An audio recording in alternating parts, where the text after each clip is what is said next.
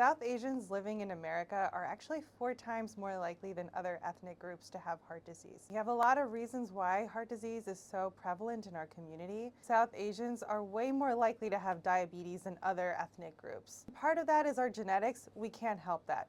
But a lot of it is stuff that's totally in our control, and so we have to take responsibility for it. What we know and what's not in our control, that we react to foods in a much different way. Our biology is just a lot different than other people. And so we process sugars differently, we process fats differently.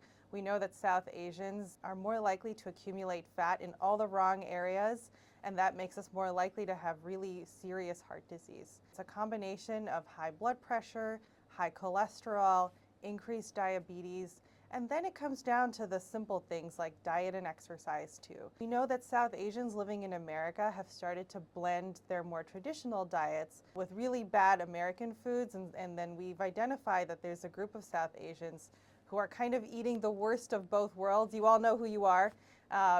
There's some of us who like to eat our butter chickens when we're ready to go out, and then at home we might be eating McDonald's or French fries and other fried foods. It's really important to anchor our diet in things that we know that are good for us. Also, what we know about the South Asian community is that we actually have pretty low rates of physical activity relative to other groups. One of the things that I try to emphasize in my own clinic is how we can incorporate healthy eating into our South Asian diet.